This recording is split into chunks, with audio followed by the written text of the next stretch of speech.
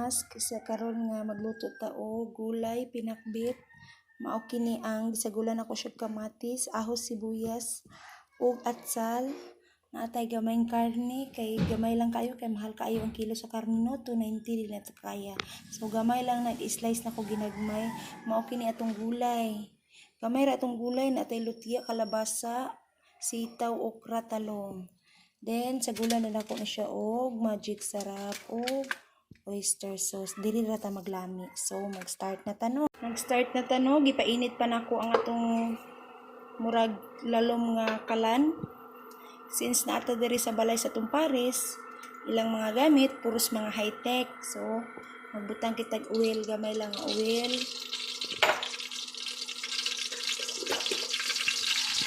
Isunod na to ang atong mga lamas. Pwede na siya ibiritso no. So, para ma-mix nag-ayo, ibiritso na nato atong lamas. Kuraw-kuraw. Para medyo mo golden brown no ang aso. Kita ninyo no nga medyo na pagod-pagod na siya, di kay maklaro ogoy. Mara kay aso manggod. So, mauna na siya. Ilunod na nato itong karne, no? Mauna itong karne.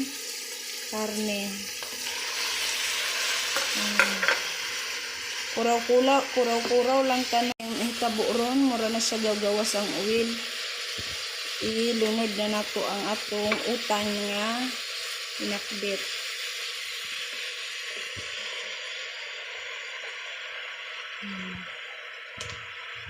Muna siya ang pagluto no sa pinakbit ni or ugoy isa kay mulihok wala mo ginagunit sa ako ra mo cameraman ani. Ito lang na siyang kuraw no. Tanawan ninyo presko pag ikin ng mga utan nga akong gipanggamit. No, mga nalunod na ako ang lamas, ang karne ug ang utan. Karon atong butangan og gamay tuyo. Dili lang kay nato daganon ang tuyo no, gamay lang kay magbutang man ta og oyster sauce unya ug maparat pag-ayo. Gamitan nato muna akong panglami. Magic sarap kay nananatanon. Lunod na to ng isa. So pag human ana no, magbutang ng tagameng tubig para medyo siya malata.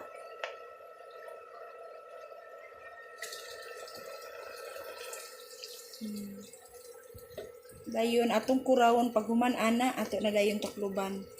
Mga 10 minutes hulata nato nga mubuk. Ang resulta no, medyo nalata-lata na siya.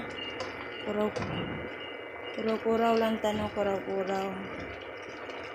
Medyo nalata na. I-serve na nako niya pag human ani ha. A few minutes later.